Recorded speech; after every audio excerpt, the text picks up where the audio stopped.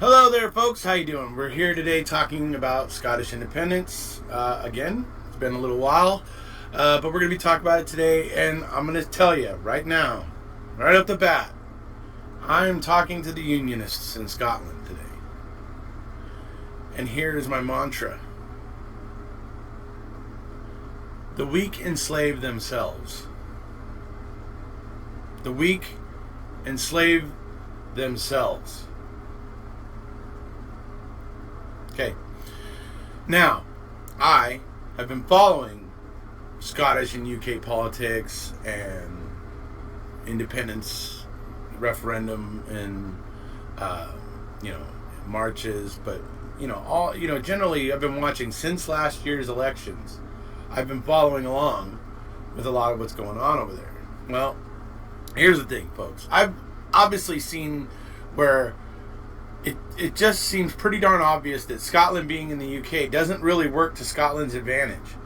The only way that, in my opinion, the way I see this, the only way that it's seen as an advantage to be in the UK is that some people have, I think, this misguided, kind of thought that being in the UK is easier. It's less. It has less unknowns, and so it's therefore less scary. But the fact of the matter is you look at it, as time goes on, more and more, England just disregards any of its obligations to the smaller nations in its union. It's become very obvious. In fact, what I'm going to be showing you today is just another example, but there's been plenty. There's been plenty. Let's start with the fact that Scotland didn't vote for Brexit. They didn't vote for it. They didn't want that. It wasn't part of. It wasn't what they. It just didn't fit with their ideology or what they were looking for or where they were headed as a country. Leaving the EU just didn't fit with their sensibilities. But Westminster in England pushed for the referendum. It barely passed. And I mean literally barely passed. And so now it's going forward. And it's creating problems. And it's creating the problem you're going to see here today. Now let's think about some other things. Remember back in 2014 when the first independence referendum happened. You remember Britain coming up to Scotland and campaigning and talking about how it's better together. And Boris Johnson will never be prime minister. If you're interested in permanent membership in the EU or remaining in the EU, then you need to stay in the UK. Right? Remember all these things they were saying? And look at how all of those things have dissipated. They've already fallen flat on all of those promises. You see? They're not taking you seriously. They're not going to take you seriously. They're never going to take you seriously. Okay? The smaller nations in the UK are just, an afterthought for Westminster. And that's clear from what I'm going to show you today. Because, this article I'm going to read you, particularly at the end, regarding, the policy, or the legislation that Westminster creates or is planning to create to do this thing that they're looking to do regarding state aid. It's just very interesting at the end of this article how they suggest that it would appear legislators went with legislation to make this bill part of the state aid, or make state aid part of, make it something that is reserved to the Westminster Parliament. By doing that with legislation, it basically prevents this from being taken to the courts and having the courts decide. And what this article says is that's a clear indicator that the government believes that doesn't believe in their, doesn't have a whole lot of faith in their chances in court. So they had to make it legislation. So I thought that was very interesting as well. So we're gonna go through the article And we're going to look at all the things the article points out. And then I'm going to play you some more clips of politicians asking questions about this, talking about this, and we're going to get a full picture, really here, a fuller picture of the issues at stake here and why it's concerning. All right, here we go. Boris Johnson sets up clash with Scotland and Wales over state aid. Devolved nations to be denied say in industrial subsidies after the Brexit transition ends.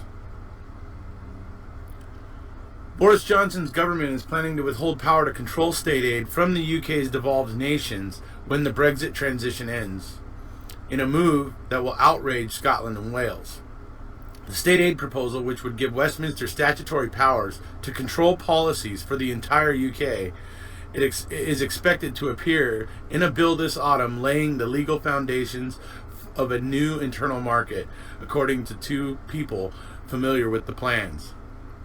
The legislation would further fuel accusations in Edinburgh and Cardiff which insist that industrial subsidies are a local matter of a post-Brexit power grab by London.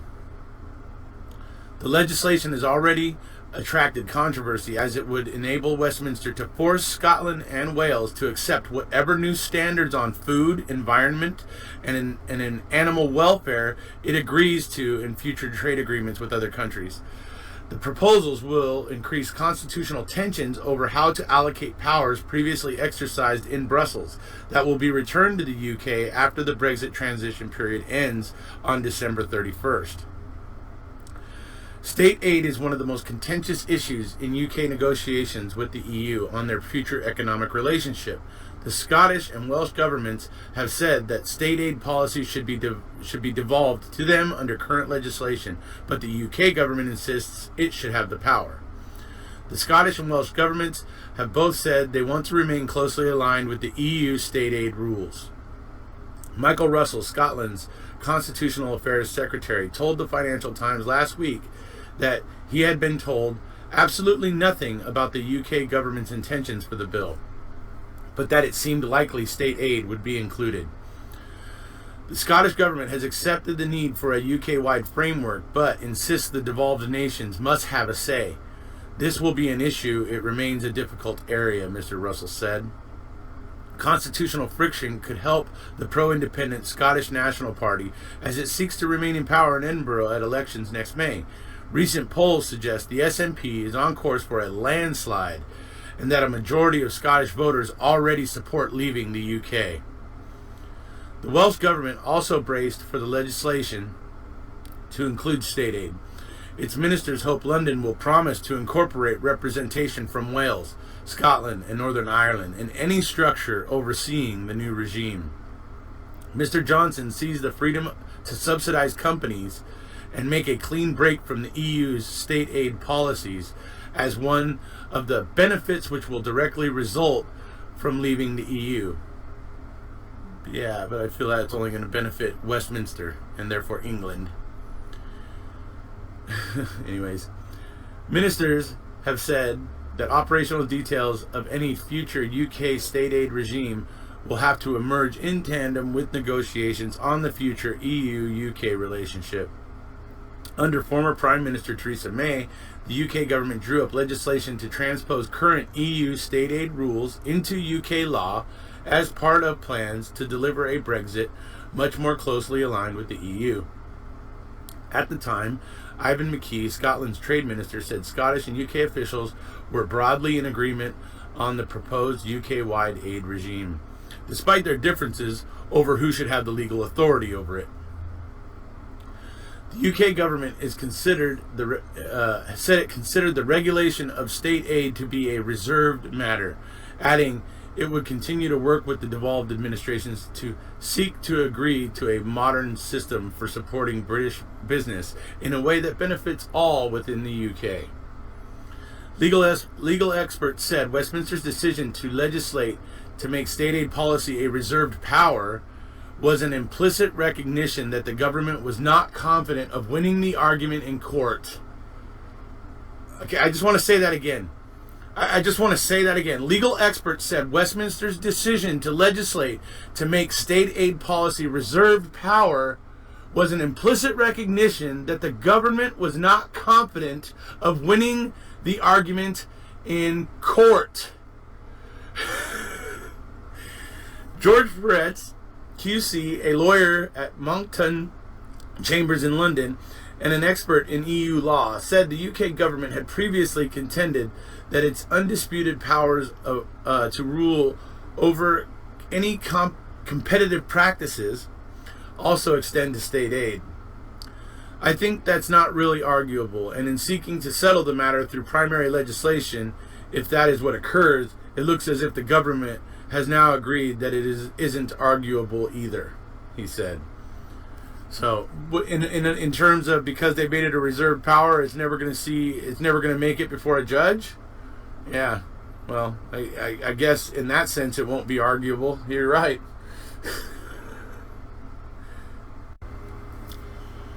Now, for any of you out there who may be thinking, this guy's anti-England, or anti-UK, not true. It's absolutely not true. I absolutely love England and Wales. Being a Doctor Who fan, you know what I mean? Cardiff, London, even, the whole of the UK, but, being a Doctor Who fan and a fan of a lot of other British television, Rowan Atkinson being another big name, obviously, that I, love from British television and that sort of thing. But not only that, British history and world history and European history.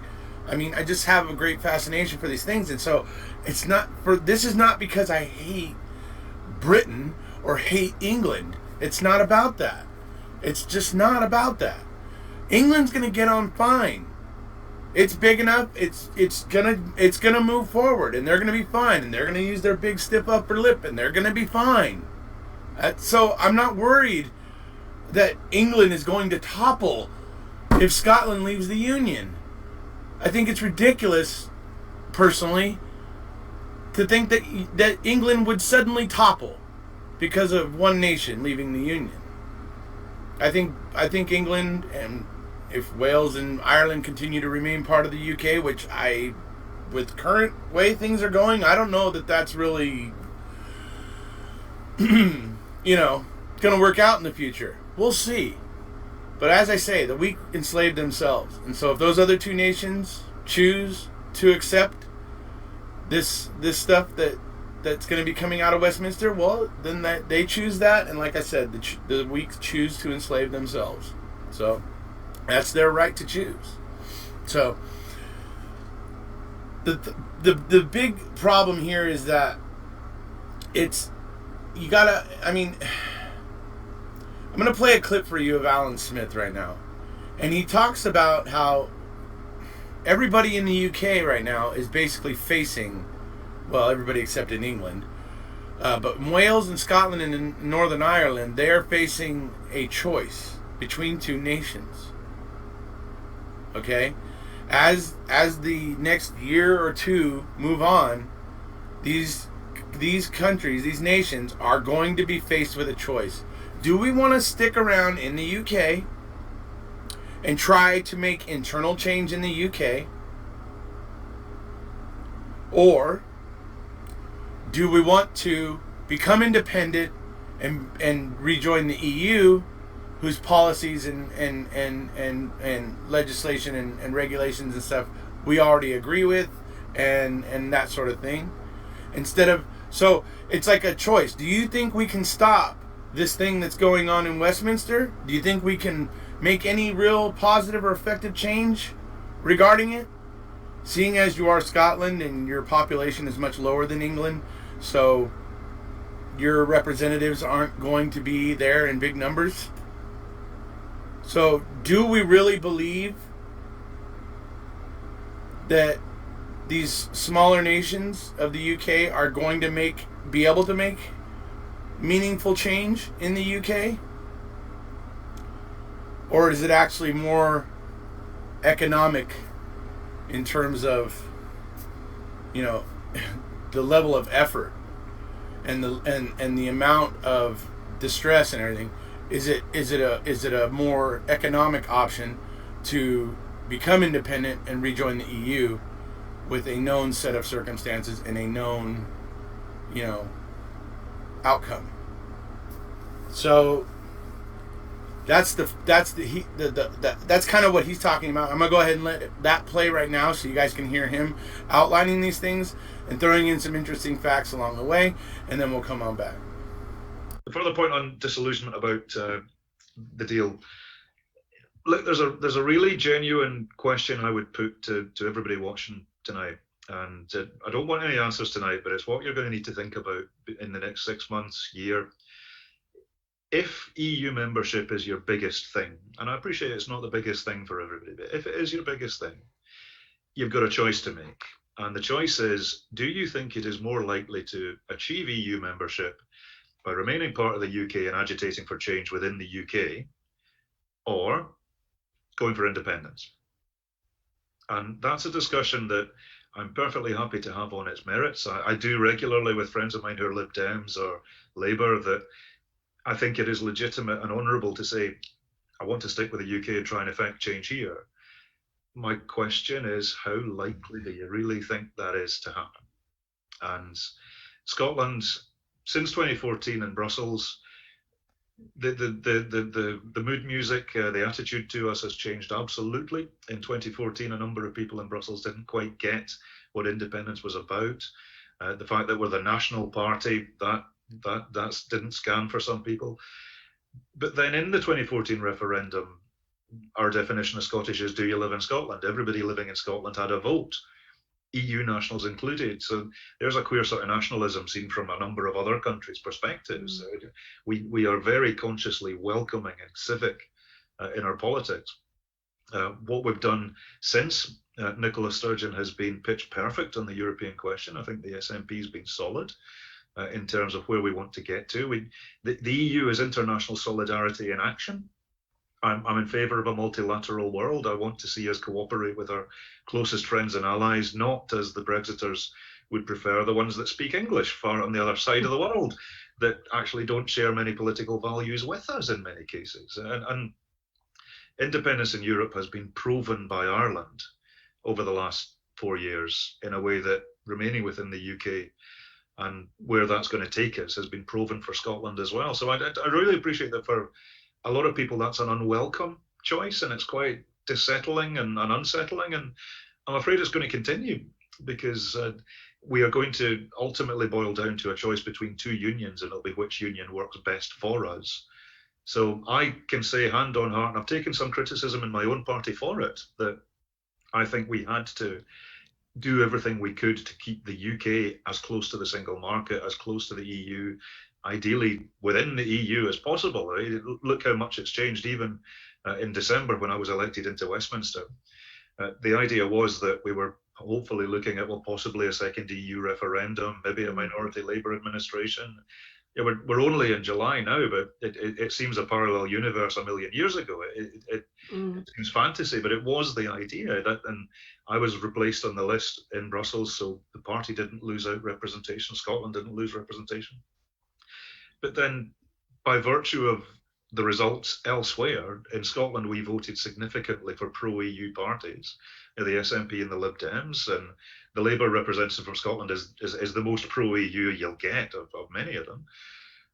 And yet, despite all of that, Brexit happened, and my very first speech in the Westminster Parliament was lamenting the fact that despite our vote in Scotland, Brexit was imposed upon us. And for people who talk about the EU's democratic deficit, the UK's democratic deficit is actually a real one.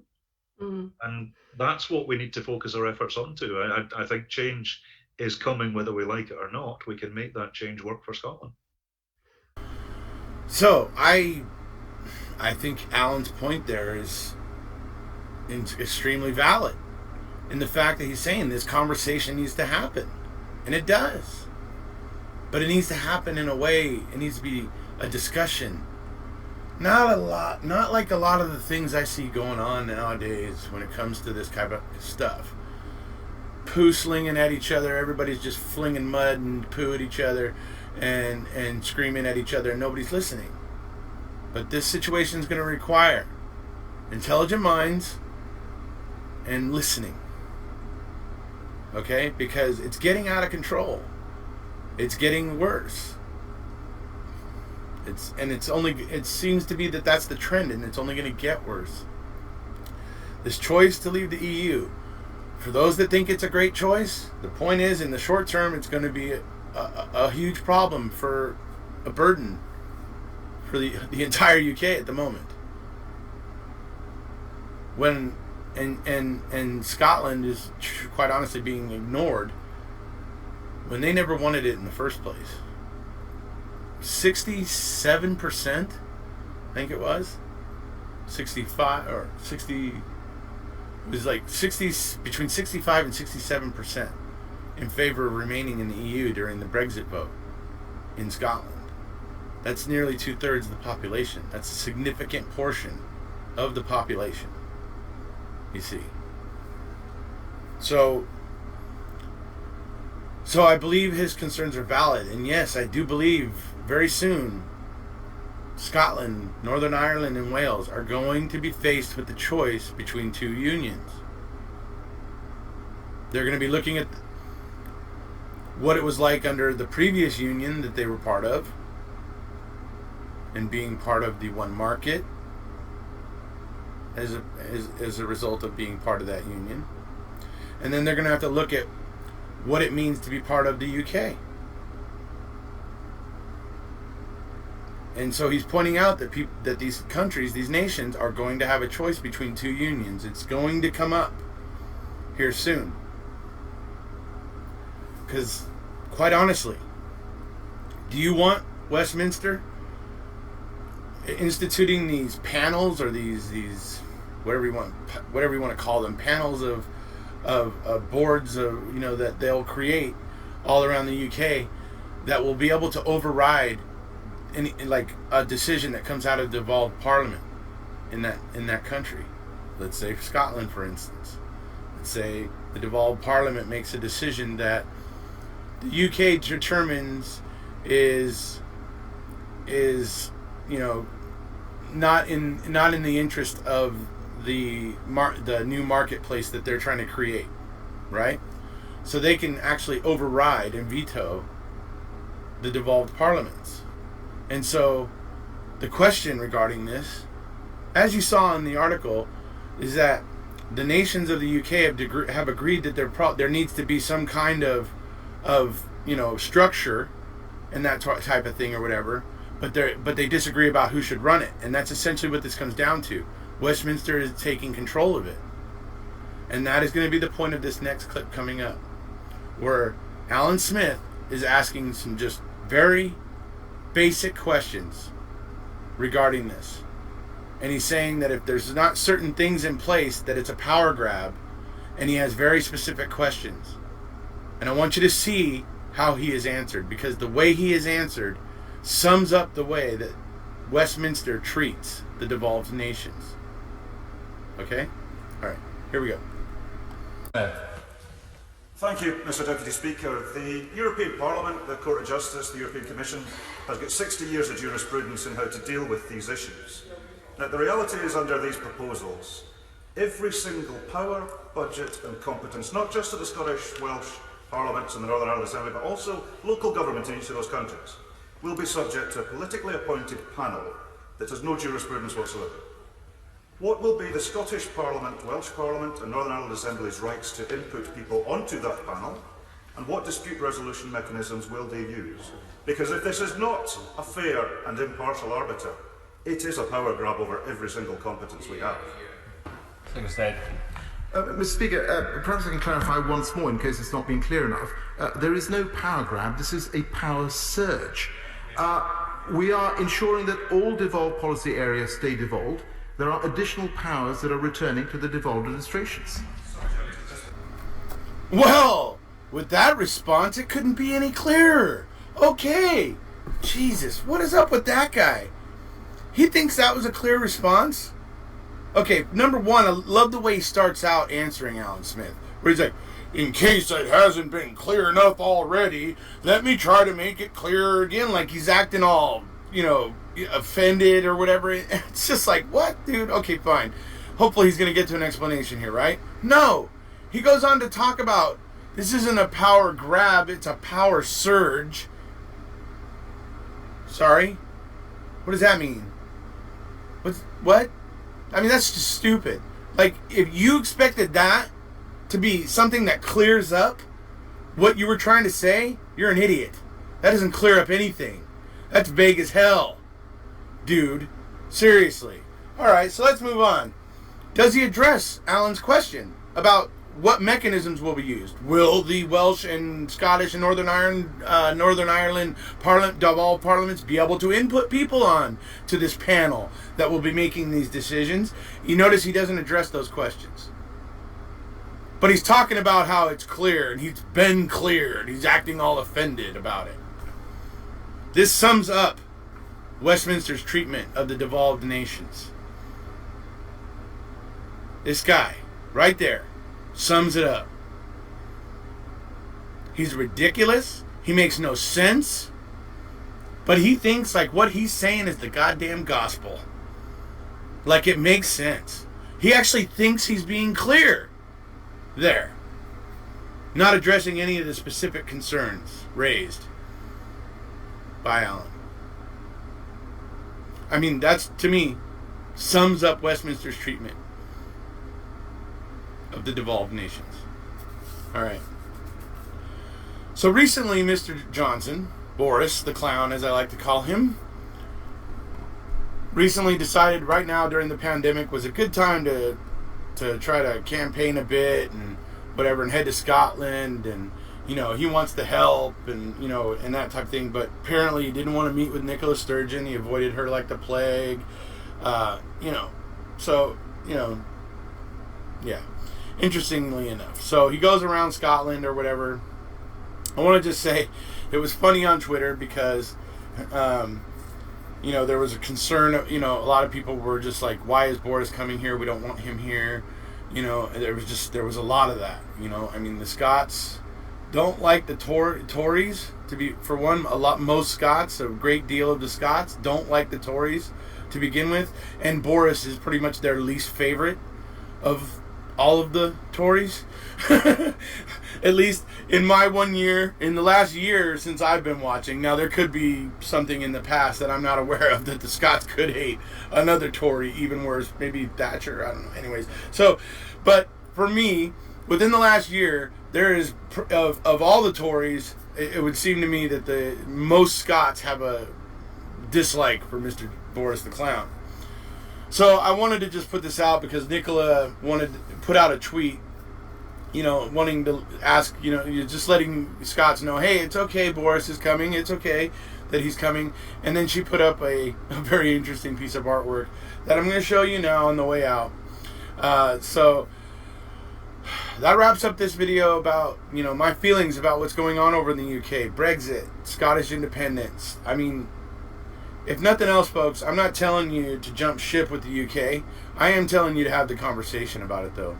Because ultimately, let me tell you one more of my biggest fears for Scotland right now. Because I know England's going to move on. I know England's going to be fine. But here's my concern for Scotland. That oil hasn't run out yet. There's still some there. And it will probably be there for at least some number of years. That revenue, if reclaimed by an independent Scotland, could be used, invested in that sort of thing, and could help Scotland get up and running and its government on its feet a lot quicker. So that's one thing that I consider. One other worry that I have, and it's still regarding the oil. My concern is what's going to happen in Westminster regarding Scotland when that oil runs out. When it actually does run out some years from now. What is Westminster going to do then? Because are they going to be as willing to fund Scotland if there's no longer that income? This is a real concern for me, not because of any other reason than I've seen Westminster and their track record and how they act. And I guarantee when that runs out, they're going to be looking for some way to, you know, make up for it, but it's probably going to end up going badly for the devolved nations.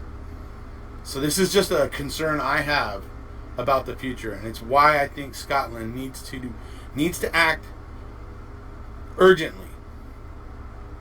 I do applaud Nicola that she is actually taking care of her people right now at this time with this pandemic, and she is making the decisions to keep Scotland safe and has been very, very, you know, effective in that.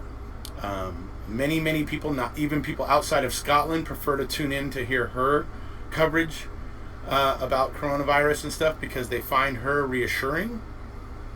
And so Nicola's been doing a very great job, and obviously independence hasn't been something that's been getting talked about in Scotland. Now, well, unless Jackson Carlaw is the one talking about it. He's the one that's been trying to talk about it and poo-poo it, but most of the SNP have put independence aside during this pandemic.